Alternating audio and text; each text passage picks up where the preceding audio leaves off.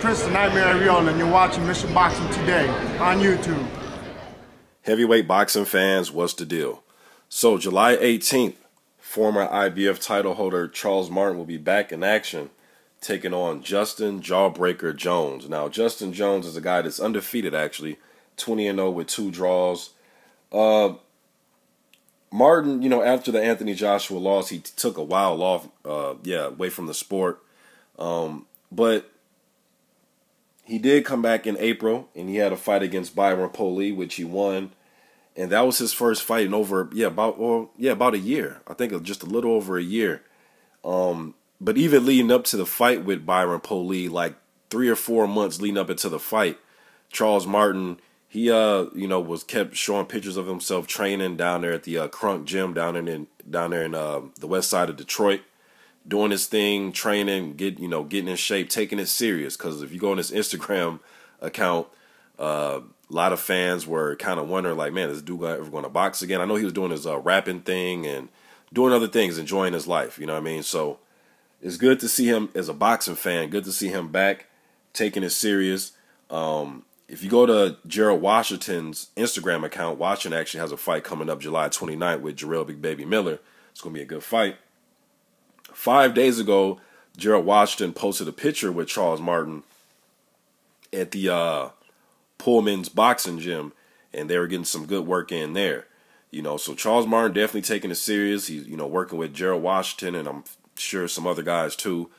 So he'll be taking on Justin Jones, man, and this fight's going to be in Louisiana. Funny that's going to be in Louisiana because Justin Jones, he was born in H-Town, Houston, Texas. Shout out to H-Town. But he spent a lot of time in not only Houston, but Louisiana. Kind of went back and forth in Houston, Louisiana. I know he said he lived with his grandmother at one point, played college football. Then he kind of switched over and he started boxing, man. Like especially a lot of the American boxers, they go from playing American football and getting in the boxing ring. He made his pro debut in 2007, Justin Jones did. And some years he'll be active, like 2009, he didn't have a fight at all. 2013 and 14, he didn't fight at all. But 2015, 16, 17, he's been active. He's been active. I went on YouTube. I'm not going to lie to you. I never really heard of him. I looked at his resume really quick, and I did notice some journeymen that he did beat, guys that I know if you don't bring your A game, if you're a prospect coming up, you don't bring your A game or you're overlooking these guys, you can lose to them. But he did beat Jamal Woods, which to me is journeyman. That's a good win. And he beat Andrew Greeley, another guy that I'm telling you, man, if you don't bring it, your prospect can possibly lose or he'll look really, really bad in a decision win. All right, so I noticed that. And I, and then there's stuff on YouTube from like 7, 8 years ago. I was watching him train. He just seems like, as my grandmother would say, because my grandmother and my mom, they're both from Mississippi. Shouts out to Mississippi. But as they would say, he's country strong. Like, this dude is a country strong dude. Just, come up the hard way. He knows nothing's going to be handed to him, given to him. Just seems like he's just going to work his ass off and try to accomplish it, man. He's 6 feet tall, about 2. He'll come into this fight, I'm assuming, between 230, 240 pounds. His best punch, in my opinion, is anything with the right hand, whether it's a hook or whether it's a straight right. He likes to come in with that right hand. He'll try to peck his way in with a triple, double jab, and he wants to throw that right hand. He does let good combinations go when he's a pretty decent combination puncher, man. In my opinion, hooks and uppercuts. That's pretty much what he does. Hooks and uppercuts in close, but he will try to jab his way in. He's not like your usual guys that are the shorter heavyweights that want to put the high guard up and try to just walk their way in while they're getting teed off on to get close. He will try to give you the left shoulder a little bit and try to jab his way in, move his feet, and try to get on the inside and go to work. Martin's going to have the size as far as the height. He'll probably weigh just as much as Justin Jones, if not more. So he's going to have the advantage in just size, man. The reach advantage, the height advantage by at least 5 or 6 inches.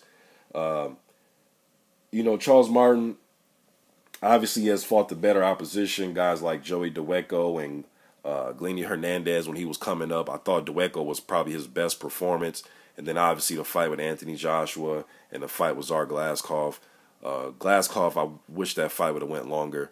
So we really get an idea of what how that fight would have played out. But that's not Charles Martin's fault that Glasgow leg gave out on him. And leading up until that happened, although not much was going on, I had Martin winning the action that was going on, which wasn't much. A lot of pawing and posturing.